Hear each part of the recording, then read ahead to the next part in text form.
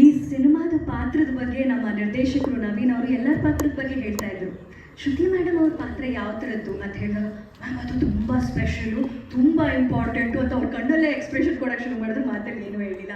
ಈ ಪಾತ್ರದ ಬಗ್ಗೆ, ಈ ಸಿನಿಮಾದ ಬಗ್ಗೆ ನಿಮಗೆ ಹೇಗೆ ಅನ್ನಿಸ್ತು, ಆ ಜರ್ನಿ ಹೇಗಿತ್ತು ದಯವಿಟ್ಟು ತಿಳಿಸ್ಬೇಕು. ಮೊದಲಿಗೆ ಎಲ್ರಿಗೂ ನಮಸ್ಕಾರ. ಸಿನಿಮಾ ಪಾತ್ರ ಯಾರೂ ಇದುವರೆಗೂ ಹೇಳಿಲ್ಲ ಆ ಪಾತ್ರ ಎಂಥದ್ದು ಅಂತ. ನಾನು ಹೇಳಿ ಅಲ್ಲ, ಒಳ್ಳೆ ಪಾತ್ರ ಅಂತ ಹೇಳೋದು ಬಿಟ್ಟರೆ ಬೇರೆ ಏನು ಹೇಳೋದಕ್ಕೆ ನನಗೆ ಪರ್ಮಿಷನ್ ಕೊಟ್ಟಿದ್ದಾರೆ? ಏನೂ ಇಲ್ಲ, ಬಾಯಿಗೆ ಕಟ್ಟಾಕ್ಬಿಟ್ರು, ತೊಂದರೆ ಇಲ್ಲ, ಆದರೂ ಹೇಳ್ತೀನಿ. ಅದಕ್ಕೆ ಶ್ರುತಿ ಮೇಡಮ್ ಅವರು ಇಷ್ಟ ನನಗೆ. ಬಹುಶಃ ಇಂಡಸ್ಟ್ರಿಗೆ ಬಂದು ಒಂದು 35 ವರ್ಷ ಆಗಿ ಒಂದು 130 ಸಿನಿಮಾಗಳಲ್ಲಿ ಹೀರೋಯಿನ್ ಆಗಿ ಅಭಿನಯಿಸಿರ್ಬೋದೇನೋ.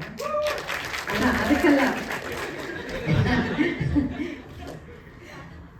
ಆಗಿದ್ರೂ ನನಗೆ ಆ ಸಿನಿಮಾಗಳಲ್ಲಿ ನನಗೆ ಸಿಕ್ಕಂಥ ತೃಪ್ತಿ ಇದೆಯಲ್ಲ, ಒಬ್ಬ ನಾಯಕಿಯಾಗಿ ತೆರೆ ಮೇಲೆ ನನಗೆ ಕೊಟ್ಟಂಥ ಸ್ಪೇಸ್ ಆಗಿರಲಿ, ಒಂದು ಸಿನಿಮಾದಿಂದ ಇನ್ನೊಂದು ಸಿನಿಮಾಗೆ ನಾನು ಕಲಿತಂಥ ರೀತಿಯಾಗಿರಲಿ, ನನಗೆ ಅದು ಎಷ್ಟು ಸಮಾಧಾನ ಕೊಟ್ಟಿತ್ತು.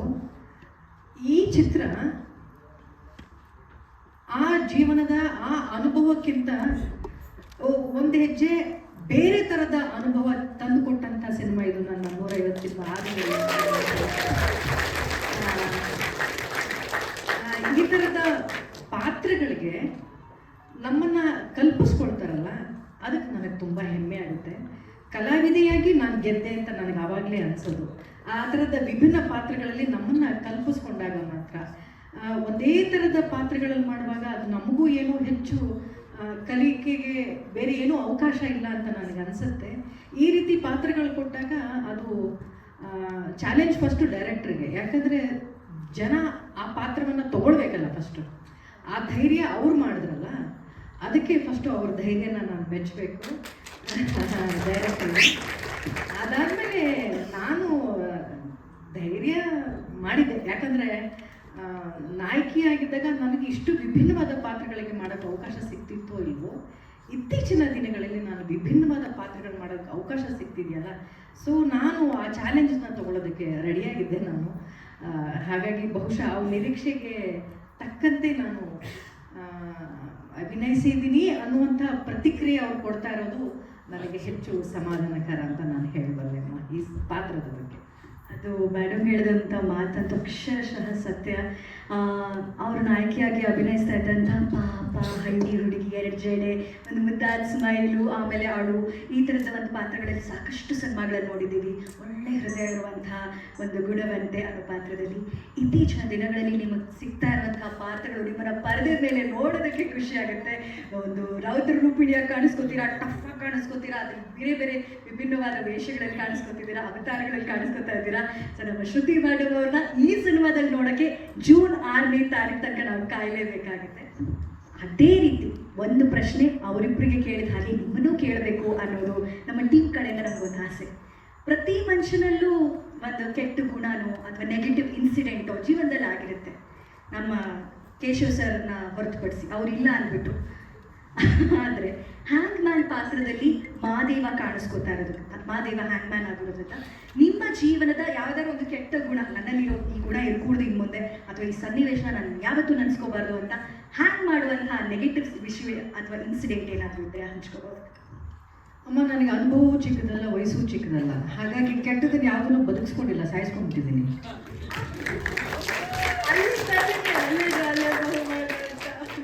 ಸೂಪರ್ ಮೇಡಮ್, ನಿಮ್ಮ ಪಾತ್ರ, ನಿಮ್ಮ ಮಾತು, ನಿಮ್ಮ ನಗು ಯಾವಾಗಲೂ ನಮ್ಮ ಮನಸ್ಸು ಗೆಲ್ತಾ ಇರುತ್ತೆ. ಅದು ನೋಡೋಕ್ಕಾಗ್ತಾ ಇರ್ತೀವಿ. ಅದೇ ರೀತಿ ಜೂನ್ 6ನೇ ತಾರೀಕು ಈ ಪಾತ್ರದ ಹೆಸರು ತಿಳ್ಕೊಬೋದಾ? ನನಗೆ ದೇವರೇ ಮರ್ತೋಗಿದೆ, ನಿಜವಾಗ್ಲೂ ಮರ್ತೋಗಿದೆ. ಆ ಪಾತ್ರದ ಹೆಸರಿಗಿಂತ ಆ ಪಾತ್ರದ ಇಂಪ್ಯಾಕ್ಟ್ ಮಾತ್ರ ನಮಗೆ ಜ್ಞಾಪಕ ಇದೆ. ಹಾಗಾಗಿ ಆ ಪಾತ್ರದ ಕಮಲಾಕ್ಷಿ ಆ ಥರ ಎಲ್ಲೂ ಯಾರೂ ಕರೆದಿಲ್ಲ ಅನ್ಸುತ್ತೆ ಸರ್ ನನಗೆ. ನೀವು ಸುಮ್ಮನೆ ಸ್ಕ್ರಿಪ್ಟಲ್ಲಿ ನಾನು ಡೈಲಾಗ್ ಬರೋದಕ್ಕೆ ಮುಂಚೆ ಒಂದು ಹೆಸರು ಇಟ್ಕೊಂಡಿದ್ರು ಅಷ್ಟೇ, ಯಾರು ನನ್ನನ್ನು ಕರೆದಿಲ್ಲ. ಕಮಲಾಕ್ಷಿ, ಅದಕ್ಕೆ thank you so thank you. But ನೀವು ಕೇಳಿದವರು ಪ್ರಶ್ನೆಗೆ ಒಂದೆರಡು ಖಂಡಿತ ಮಾತನ್ನು ಹೇಳಲೇಬೇಕು ನಾನು. ಈ ಸಿನಿಮಾ ತುಂಬ ಹಲವಾರು ಜನರ ತುಂಬ ಪರಿಶ್ರಮದಿಂದ ಈ ಸಿನಿಮಾ ಆಗಿದೆ ಮಾದೇವ. ಮೊದಲಿಗೆ ತುಂಬ ಪರಿಶ್ರಮ ಪಟ್ಟವರು ಈ ಕಂಟೆಂಟನ್ನು ಇಟ್ಕೊಂಡು ಜನರಿಗೆ ನಾನು ಹೇಳಬಲ್ಲೆ ಅಂತ ಧೈರ್ಯ ಮಾಡಿ ನಿರ್ದೇಶಕರು ಇದನ್ನು ಒಪ್ಪದ ಮೇಲೆ ಇಲ್ಲಿವರೆಗೂ ಈ ಸಿನಿಮಾನ ತಂದು ನಿಲ್ಲಿಸಿದಂಥ ಪ್ರಯತ್ನ ಇದೆಯಲ್ಲ, ಅದು ಭಗೀರಥ ಪ್ರಯತ್ನ ಅಂತ ಹೇಳ್ತೀನಿ ನಾನು.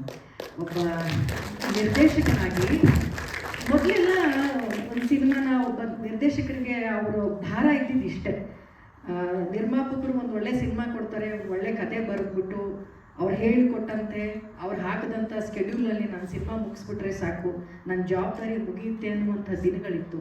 ಆದರೆ ಇವಾಗ ಹಾಗಿಲ್ಲ. ಅವರ ನಿರ್ದೇಶಕರ ಜವಾಬ್ದಾರಿ ತುಂಬ ತುಂಬ ತುಂಬ ದಿನದಿಂದ ದಿನಕ್ಕೆ ಜಾಸ್ತಿ ಆಗ್ತಾ ಹೋಗ್ತಾ ಇದೆ. ತಾರಾಗಣದಿಂದ ಹಿಡಿದು ಆ ಶೂಟಿಂಗ್ನಲ್ಲಿ ಪ್ರೊಡ್ಯೂಸರ್ ದುಡ್ಡನ್ನು ನಿಭಾಯಿಸೋದ್ರಿಂದ ಹಿಡಿದು ಸಿನಿಮಾ ಪೋಸ್ಟ್ ಪ್ರೊಡಕ್ಷನಲ್ಲಿ ಸಿನಿಮಾವನ್ನು ಮತ್ತಷ್ಟು ಒಳ್ಳೆಯ ರೀತಿಯಲ್ಲಿ ರೂಪುಗೊಳ್ಳೋದ್ರಿಂದ ಹಿಡಿದು ಇವತ್ತು ನಿಮ್ಮ ಮುಂದೆ ತಂದಿರೋದು ಮಾತ್ರ ಅಲ್ಲ, 6ನೇ ತಾರೀಕು ಜನರ ಮುಂದೆ ತರೋವರೆಗೂ ಅವರ ಪರಿಶ್ರಮ ಇದೆ. ಆ ಪರಿಶ್ರಮಕ್ಕೆ ನನ್ನದೊಂದು ದೊಡ್ಡ ಒಳ್ಳೆಯದಾಗಲಿ. ನಾನು ಖುದ್ದು ಎದುರು ನೋಡಿದ್ದೀನಿ ಅದನ್ನೆಲ್ಲ. ಕ್ಯಾಮ್ರಾ ಮುಂದೆ ನಾವು ಅಭಿನಯಿಸುವಾಗ ಅವರೆಷ್ಟು ಕಷ್ಟಪಡ್ತಾಯಿದ್ರು, ಶೆಡ್ಯೂಲೆಲ್ಲ ಮುಗಿದ ಮೇಲೂ ಕೂಡ ಈ ಸಿನಿಮಾ ಕಂಪ್ಲೀಟ್ ಮಾಡೋದಕ್ಕೆ ಅವರಷ್ಟೇ ಕಷ್ಟಪಟ್ಟಿದ್ದಾರೆ. ಯಾಕೆಂದರೆ ಇತ್ತೀಚಿನ ದಿನಗಳಲ್ಲಿ ಒಂದು ಕನ್ನಡ ಸಿನಿಮಾ ಬರೋದು, ಒಂದು ಕನ್ನಡ ಸಿನಿಮಾನ ಕುಂಬಳಕಾಯಿ ಹೊಡೆಯೋದು, ಆ ಸಿನಿಮಾ ರಿಲೀಸಿಗೆ ಬರೋದಿದೆಯಲ್ಲ, ಅದು ತುಂಬ ಕಷ್ಟಕರವಾದಂಥ ಪರಿಸ್ಥಿತಿಯಲ್ಲಿ ನಾವಿದ್ದೀವಿ. ಇಂಥ ಪರಿಸ್ಥಿತಿಯಲ್ಲಿ ಒಂದು ಇಡೀ ತಂಡ ಈ ಸಿನಿಮಾವನ್ನು ಇಲ್ಲಿವರೆಗೂ ತಂದು ನಿಲ್ಲಿಸಿದೆಯಲ್ಲ, ಅದಕ್ಕೆ ನಿಮ್ಮೆಲ್ಲರ ಸಹಕಾರ ಬೇಕು ಅಂತ ನಾನು ಕೇಳ್ಕೊಳ್ತೀನಿ. ತುಂಬ ಅಪರೂಪವಾದದ್ದು, ತುಂಬ ಕಷ್ಟವಾದ ಕೆಲಸ, ಅದಕ್ಕೆ ಸಹಕಾರ ಕೊಡಿ ಅಂತ ಕೇಳ್ಕೊಳ್ತೀನಿ. ಇನ್ನೂ ವಿನೋದ್ ರಾಜ್ ಅವ್ರ ಬಗ್ಗೆ ನಾನು ಮಾತಾಡಬೇಕು ಅಂತಂದರೆ, ಅಲ್ಲ ವಿನೋದ್ ಸಾರಿಪ್ಪ ಅವರ ತಂದೆಯವ್ರ ಜೊತೆ ಅಭಿನಯಿಸಿದ ದಿನಗಳನ್ನು ನಾನು ಮರಿಲಾರೆ. ಅವರ ಡೈರೆಕ್ಷನಲ್ಲೂ ಕೂಡ ನಾನು ಆ್ಯಕ್ಟ್ ಮಾಡಿದ್ದು ತುಂಬ ವಿಶೇಷ ಅಂತ ನನಗೆ ಅನಿಸುತ್ತೆ. ಅವ್ರು ಡೈರೆಕ್ಷನ್ ಮಾಡುವಾಗ ನನ್ನನ್ನು ತುಂಬ ಮುದ್ದಾಗಿ ಅಂತ ನನ್ನನ್ನು ಯಾವತ್ತೂ ಅವ್ರ ಹೀರೋಯಿನ್ ಥರ ನನ್ನ ಟ್ರೀಟೇ ಮಾಡ್ತಾ ಇರಲಿಲ್ಲ. ಮರಿ ಬಂದ್ರಿ ಇಲ್ಲಿ ಹುಟ್ಟು ಮರಿ ಬಾರೋ ಹಿಂಗೆ ಅನ್ನೋರು, ಒಂಥರ ಅವ್ರು ಪಾಂಬ್ರಿನ ಮರಿ ಥರ ನನ್ನನ್ನು ಟ್ರೀಟ್ ಮಾಡೋರು ಅವರು. ನನಗೆ ಆ ದಿನಗಳನ್ನ ನಾನು ಮರೆಯೋಕ್ಕೆ ಚಾನ್ಸ್ ಇಲ್ಲ. ಅವ್ರನ್ನ ಕೇವಲ ಒಬ್ಬ ಕಲಾವಿದನಾಗಿ ಮಾತ್ರ ನಾನು ನೋಡಿಲ್ಲ, ಒಬ್ಬ ನಿರ್ದೇಶಕರಾಗಿ ನಾನು ಅವ್ರ ತಂದೆಯನ್ನು ಪ್ರಭಾಕರ್ ಸರ್ನ ನಾನು ನೋಡಿದ್ದೀನಿ. ಅದಾದಮೇಲೆ ವಿನೋದ್ ಅವ್ರ ಜೊತೆ ನಾನು ಕೆಲಸ ಮಾಡಿದ್ದು ಅಂದರೆ 2 ತಲೆಮಾರು ನಾನು ಕೆಲಸ ಮಾಡಿದ್ದೀನಿ. ಅದೇನು ವಿಶೇಷ ಅಂತ ನನಗೆ ಅನಿಸಲ್ಲ. ವಿನೋದ್ ಅವರು ಮುಂದಿನ ತಲೆಮಾರು ಕೂಡ ನೆನಪಿನಲ್ಲಿ ಇಟ್ಕೊಳ್ಳುವಂಥ ಪೊಟೆನ್ಷಿಯಲ್ ಇರುವಂಥ ಒಬ್ಬ ಕಲಾವಿದ ಅಂತ.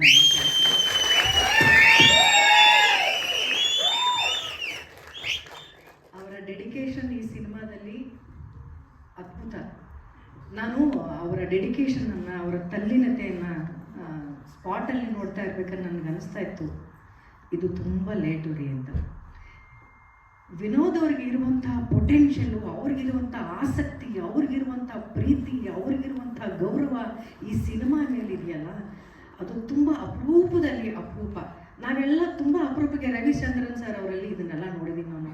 ಅವರು ಉಸಿರಾಡೋದೇ ಸಿನಿಮಾನ, ಅವ್ರು ನಿಂತರೆ ಸಿನಿಮಾ, ಎದ್ದರೆ ಸಿನಿಮಾ, ಹೀಗೆ ಸಿನಿಮಾಗೋಸ್ಕರನೇ ಬದುಕಿರುವಂಥ ಲೆಜೆಂಡ್ಗಳನ್ನು ನೋಡಿದ್ದೀವಲ್ಲ, ಆ ಸಾಲಿಗೆ ಬಹುಶಃ ವಿನೋದ್ ಪ್ರಭಾಕರ್ ಅಷ್ಟು ಪ್ರೀತಿ ಸಿನಿಮಾ ಬಗ್ಗೆ, ಅಷ್ಟು ಪ್ರೀತಿ. ಒಬ್ಬ ಸಿನಿಮಾ ಹೀರೋಗೆ ಸಿನಿಮಾ ಶೆಡ್ಯೂಲ್ ಮುಗಿದ ತಕ್ಷಣ ಬೇರೆ ಸಿನಿಮಾಗಳ ಬಗ್ಗೆ ಮಾತಾಡ್ತಾ ಇರ್ತೀವಿ, ಬೇರೆ ಕತೆಗಳು ತೊಗೊಳ್ತೀವಿ, ನೆಕ್ಸ್ಟ್ ಯಾವ ಪ್ರೊಡ್ಯೂಸರ್ ನಮಗೆ ಅಡ್ವಾನ್ಸ್ ಕೊಡ್ತಾರೆ ಅಂತ ನೋಡ್ತೀವಿ, ನೆಕ್ಸ್ಟ್ ಕತೆ ನೋಡ್ತೀವಿ. ಆದರೆ ಇವತ್ತಿನವರೆಗೂ ಈ ಸಿನಿಮಾ ರಿಲೀಸ್ ಆಗೋವರೆಗೂ ಬಹುಶಃ ಈ ಟೀಮ್ ಎಲ್ಲ ಕೂತ್ಕೊಂಡು ಕರೆಕ್ಷನ್ ಮಾಡ್ತಾನೆ ಇರುತ್ತೆ ಅಂತ ಅನಿಸುತ್ತೆ ನನಗೆ. ಸಿನಿಮಾ ರಿಲೀಸ್ ಆಗೋವರೆಗೂ ಒಂದು ತುಡಿತ ಇದೆಯಲ್ರಿ, ಆ ತುಡಿತ ನಾವು ಸಾಯಿಸ್ಕೊಂಡ್ಬಿಡ್ಬಾರ್ದು. ಜನಕ್ಕೆ ಹೋಗೋವರೆಗೂ ಇನ್ನೇನಾದ್ರು ಕರೆಕ್ಷನ್ ಮಾಡ್ಬೋದಾ, ಇನ್ನೇನಾದರೂ ಬೆಟರ್ಮೆಂಟು ಜನಕ್ಕೆ ನಾವು ಕೊಡ್ಬೋದಾ ಅನ್ನುವಂಥ ಆ ತುಡಿತ ಇದೆಯಲ್ಲ, ಆ ತುಡಿತನ ಹೀಗೆ ಜೀವಂತವಾಗಿ ಇರಿಸ್ಕೊಳ್ಳಿ ವಿನೋದ್ ಅವರೇ ಅಂತ ಹೇಳ್ತೀನಿ. ಈ ಸಿನಿಮಾದಲ್ಲಿ ನೀವು ನೋಡಿರ್ಬೋದು, ಅವ್ರು ವಿಭಿನ್ನ ಕಾಣೋದಕ್ಕೆ ಅವ್ರ ಮೇಕಪ್ಪು, ಕಣ್ಣಿಗೆ ಕಾಂಟ್ಯಾಕ್ಟ್ ಲೆನ್ಸ್ ಎಲ್ಲ ಹಾಕ್ಕೊಂಡು ಕಣ್ಣು ಮಿಟುಕಿಸ್ದಂಗೆ ಕೆಲವು ಸೀನ್ಗಳಲ್ಲಿ ಅವ್ರು ಆ್ಯಕ್ಟ್ ಮಾಡಬೇಕು. ಕೆಲವು ಫೈಟಿಂಗ್ ಸೀನ್ಗಳಲ್ಲಿ ಅವ್ರು ಆ್ಯಕ್ಟ್ ಮಾಡ್ತಾಯಿದ್ರೆ ಬಹುಶಃ ವಿನೋದ್ ಪ್ರಭಾಕರ್ ಮಾತ್ರ ಅಲ್ಲ, ನೋಡ್ತಾ ಇರುವಂಥ ಪ್ರೇಕ್ಷಕನು ಕೂಡ ಕಣ್ಣು ಮಿಟುಕಿಸದೆ ಆ ಸೀನ್ಗಳನ್ನ ನೋಡ್ತಾನೆ ಅಂತ ನನ್ನ ಅನಿಸುತ್ತೆ. ಅಷ್ಟು ಚೆನ್ನಾಗಿ ಫೈಟಿಂಗ್ ಮಾಡಿದ್ದಾರೆ. ಬಹುಶಃ ಸಿನಿಮಾಗಳಲ್ಲಿ ತುಂಬ ಕಷ್ಟವಾದಂಥ ಒಂದು ವಿಭಾಗ ಅಂತ ಯಾವ್ದಾದ್ರು ಇದ್ದರೆ ಅದು ಫೈಟರ್ಸ್. ಆ ಸಾಂಗ್ಗಳಲ್ಲಿ ತುಂಬ ಏನು ಅಷ್ಟು ಕಷ್ಟ ಇರಲ್ಲ, ಬಿಸಿಲಿರ್ಬೋದು, ಕಷ್ಟವಾದಂಥ ಸ್ಟೆಪ್ ಇರ್ಬೋದು ಅಂತ ಬಿಟ್ಟರೆ ಟೆಕ್ನಿಷಿಯನ್ಸ್ಗಳಿಗೂ ಅಷ್ಟು ಕಷ್ಟ ಆಗಲ್ಲ. ತುಂಬ ಕಷ್ಟ ಇರೋದು ಫೈಟರ್ಸ್ಗಳಿಗೆ ಮಾತ್ರ. ಈ ಫೈಟರ್ಸ್ಗಳನ್ನ ತುಂಬ ಪ್ರಜ್ಞೆಯಿಂದ ನಿಭಾಯಿಸೋದು ಬಹಳ ಕಷ್ಟ. ನಾನು ಅದನ್ನು ತುಂಬ ಹತ್ತಿರದಿಂದ ನೋಡಿದ್ದು. ಆ ಫೈಟರ್ಸ್ಗಳ ಮೇಲೂ ಕೂಡ ಒಂದು ಕಾಳಜಿ ಇದ್ದು ಅವ್ರನ್ನ ಹೇಗೆ ನಡೆಸ್ಕೊಳ್ಬೇಕು, ಅವ್ರಿಗೆ ಎಲ್ಲೂ ಕೂಡ ನೋವಾಗದೇ ಇರೋ ಹಾಗೆ. ಆದರೆ ಅವ್ರ ತಲೆನ ಕೊಚ್ತಾ ಇರಬೇಕು, ಆದರೂ ಅವ್ರನ್ನ ಮುಟ್ಟಬಾರ್ದು. ಈ ಥರದ ಒಂದು ಟಾಸ್ಕ್ಗಳನ್ನು ಮಾಡೋದು ತುಂಬಾ ಕಷ್ಟ ಇದೆ. ಒಂದೇ ಶಾರ್ಟಲ್ಲಿ 10 ಜನ ನೋಡಿಬೇಕು. ಒಬ್ಬನಿಗೆ ಮಚ್ಚಲ್ಲಿ ಹೊಡೆದು, ಇನ್ನೊಬ್ಬನಿಗೆ ದೊಣ್ಣೆಲಿ ಹೊಡೆದು, ಇನ್ನೊಬ್ಬನಿಗೆ ಯಾವನಿಗೂ ಒಂದು ಪಾತ್ರೆಯಲ್ಲಿ ಹೊಡೆದು, ಈ ಥರದ್ದೆಲ್ಲ ಒಂದು ವಿಭಿನ್ನವಾದಂಥ ಟಾಸ್ಕ್ಗಳನ್ನು ಹೀರೋಗಳಿಗೆ ಕೊಡ್ತಾ ಇರ್ತಾರೆ. ಅದನ್ನು ಒಬ್ಬ ಫೈಟರ್ಗೂ ಕೂಡ ಯಾವುದೇ ರೀತಿ ನೋವಾಗದೇ ಇದ್ದ ಹಾಗೆ ಆ್ಯಕ್ಟ್ ಮಾಡದಂಥ 3 ಕಲಾವಿದರನ್ನ ನಾನು ನೋಡಿದ್ದು. ಒಬ್ಬರು ಮೊದಲಿಗರು, ಅದು ಟೈಗರ್ ಪ್ರಭಾಕರ್ ಅವರು. ಅದಾದಮೇಲೆ ಫೈಟರು, ಸರ್ ಇಲ್ಲಿ ಏನು ಫೈಟೇ ಆಗಿಲ್ವಲ್ಲ ಸರ್, ಹೆಂಗೆ ಸರ್ ಇದು ಅಂತ ಆಶ್ಚರ್ಯ ಪಡೋ ಹಾಗೆ ನಡೆಸಿದಂಥ ಮತ್ತೊಬ್ಬ ಕಲಾವಿದ ಯಾರಾದ್ರೂ ಇದೆ, ಅದು ದರ್ಶನ್ ಅವರು.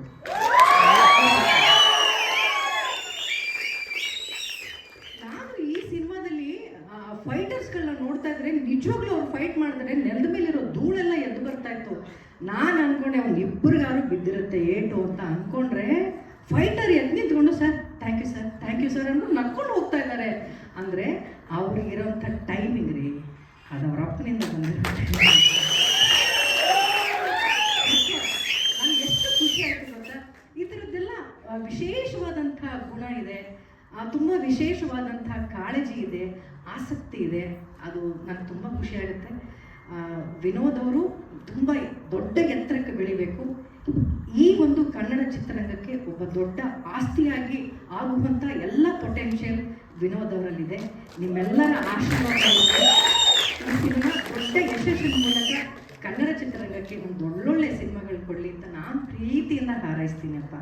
ಆಮೇಲೆ ಈ ಚಿತ್ರದ ನಾಯಕಿ ಎಷ್ಟು ಮುದ್ದಾಗಿ ಕಾಣ್ತಾರೆ ಈ ಸಿನಿಮಾದಲ್ಲಿ ಅಂದರೆ ಅಷ್ಟು ಮುದ್ದಾಗಿ ಕಾಣ್ತಾರೆ. ಸೋನಲ್ ಅವರ ವಿಚಾರದಲ್ಲಿ ಇಬ್ಬರು ಡೈರೆಕ್ಟರ್ಗೆ ನಾನು ಥ್ಯಾಂಕ್ಸನ್ನು ಹೇಳಬೇಕು.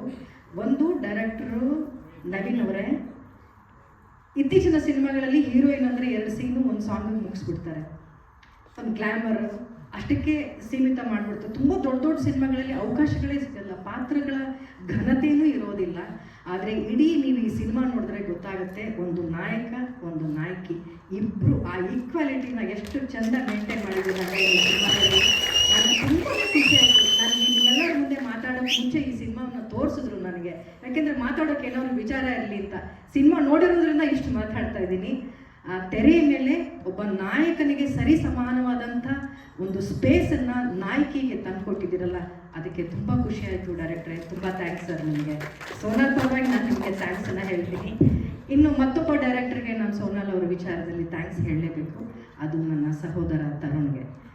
ಏನಕ್ಕೆ ಅಂದರೆ ನಾಯಕಿಗೆ ಮದುವೆ ಆದಮೇಲೆ ಕುಟುಂಬದ ಜವಾಬ್ದಾರಿನ ಕೊಟ್ಬಿಡ್ತಾರೆ. ಮದುವೆ ಆದಮೇಲೆ ಮನೆ ನೋಡಿಕೊಂಡ್ರೆ ಸಾಕು ಅಂತ ಹೇಳುವಂಥ ಹಲವಾರು ಉದಾಹರಣೆಗಳನ್ನು ನಾವು ನೋಡಿದ್ದೀವಿ. ಆದರೆ ಸೋನಲ್ನ ಮದುವೆ ಆದಮೇಲೂ ಕೂಡ ನೀನು ಈ ಚಿತ್ರರಂಗದಲ್ಲಿ ಒಬ್ಬ ಕಲಾವಿದೆಯಾಗಿ ಬೆಳಿ ಅಂತ ಒಂದು ಪ್ರೋತ್ಸಾಹದ ಮಾತುಗಳನ್ನು ಆಡಿದ್ದಾರೆ. ಹಾಗಾಗಿ ಈ ಮುದ್ದಾದ ಮುಖ ಇನ್ನೂ ಹೆಚ್ಚು ಸಿನಿಮಾಗಳು ಮಾಡುತ್ತೆ ಅನ್ನುವಂಥ ಪ್ರೀತಿ ಇದೆಯಲ್ಲ, ಅದಕ್ಕೆ ತರುಣಿಗೆ ನಾನು ತುಂಬ ಥ್ಯಾಂಕ್ಸ್ ಹೇಳ್ತೀನಪ್ಪ. ಇನ್ನು ನಿರ್ಮಾಪಕರು ಸರ್, ನಿಮ್ಮನ್ನು ಭಯಂಕರ ನಿರ್ಮಾಪಕರು ಹೇಳೋಕ್ಕಾಗಲ್ಲ ನಾನು, ನೀವು ನನಗೆ ಹೇಳ್ಬೋದು. ಆದರೆ ತುಂಬ ಒಳ್ಳೆಯ ನಿರ್ಮಾಪಕರು, ಎಲ್ಲರಿಗೂ ಒಳ್ಳೆಯ ಪ್ರೋತ್ಸಾಹವನ್ನು ಕೊಟ್ಟಿದ್ದೀರಾ ನೀವು.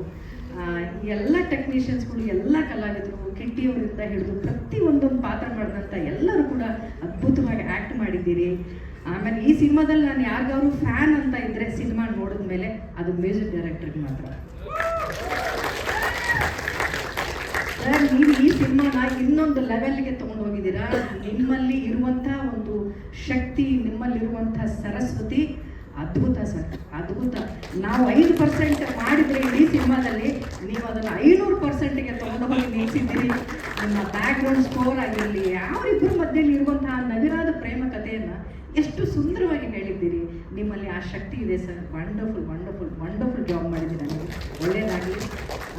ಕೊನೆಯದಾಗಿ ನಿಮ್ಮನ್ನೆಲ್ಲರಲ್ಲೂ ನಾನೊಂದು ವಿನಂತಿ, ಇವತ್ತಿನ ಕನ್ನಡ ಸಿನಿಮಾಗಳು ತೆರೆ ಮೇಲೆ ಬರೋದು, ಅದು ಜನರಿಗೆ ಇಷ್ಟ ಆಗೋದು, ಅದು ಯಶಸ್ವಿ ಆಗೋದು, ನಿರ್ಮಾಪಕರಿಗೆ ಹಣ ಸಿಗೋದು, ಕಲಾವಿದರಿಗೆ ಮತ್ತೊಂದು ಸಿನಿಮಾ ಸಿಗೋದು, ನಿರ್ದೇಶಕರಿಗೆ ಮತ್ತೊಂದು ಸಿನಿಮಾ ಸಿಗೋದು ತುಂಬ ಅಪರೂಪ ಆಗಿಬಿಟ್ಟಿದೆ. ಈ ಥರದ ಒಂದು ಪರಿಸ್ಥಿತಿಯಲ್ಲಿ ಈ ಸಿನಿಮಾ ನಿಮ್ಮೆಲ್ಲರ ಮುಂದೆ ಒಂದು ಒಳ್ಳೆ ಕಂಟೆಂಟ್ ಇರುವಂಥ ಸಿನಿಮಾ ಬರ್ತಾ ಇದೆ. ನಿಮ್ಮನ್ನೆಲ್ಲರನ್ನೂ ಕೈ ಮುಗಿದು ಕೇಳ್ಕೊಳ್ತೀನಿ. ಎಷ್ಟು ಜನ ಯೂಟ್ಯೂಬರ್ಸ್ ಇದ್ದೀರಿ, ಮಾಧ್ಯಮದವರು ಇದ್ದೀರಿ, ನಿಮ್ಮೆಲ್ಲರ ಪ್ರೋತ್ಸಾಹ ಇರಲಿ. ನಿಮ್ಮ ಕಣ್ಣು ಮುಂದೆ ಯಾವುದಾದ್ರೂ ಒಂದು ಸಣ್ಣ ತುಣುಕಿದ್ರೆ ಅದು ನಿಮ್ಮ ಪ್ರೀತಿಯಿಂದ ನಮ್ಮದೊಂದು ಕನ್ನಡ ಸಿನಿಮಾ ಅಂತ ಮನಸ್ಸಲ್ಲಿ ಇಟ್ಕೊಂಡು ಅದೊಂದು ಯಶಸ್ವಿ ಆಗಲಿ ಅಂತ ಮನಸ್ಸಲ್ಲಿ ಇಟ್ಕೊಂಡು ಒಂದು ಶೇರ್ ಮಾಡಿ ಸರ್. ಖಂಡಿತ ನೀವು ಕೊಟ್ಟಂಥ ಆ 1 ಸೆಕೆಂಡ್ ಟೈಮ್ ಅಥವಾ 1 ನಿಮಿಷದ ಟೈಮನ್ನು ಅವರು ವ್ಯರ್ಥ ಮಾಡಲ್ಲ. ಸಿನಿಮಾ ನೋಡಿದ್ಮೇಲೆ ನಿಮ್ಗೆ ಗೊತ್ತಾಗುತ್ತೆ ಆ ಸಮಯ ನಿಮ್ಮದು ಸಾರ್ಥಕ ಅಂತ ನಿಮಗೆ ಅನಿಸುತ್ತೆ. ಆ ಥರದ ಒಂದು ಚಿತ್ರವನ್ನು ಈ ಚಿತ್ರತಂಡ ಮಾಡಿಕೊಂಡಿದೆ. ಮತ್ತೊಮ್ಮೆ ನನ್ನನ್ನು ಇಷ್ಟೊತ್ತು ಇಲ್ಲಿ ಸ್ಪೇಸ್ ಕೊಟ್ಟಿದ್ದಕ್ಕೆ ನಿಮ್ಮೆಲ್ಲರಿಗೂ ಥ್ಯಾಂಕ್ಸ್, ಹಾಗೂ ಚಿತ್ರತಂಡಕ್ಕೆ ಸಾಕಷ್ಟು ವಿಚಾರಗಳನ್ನ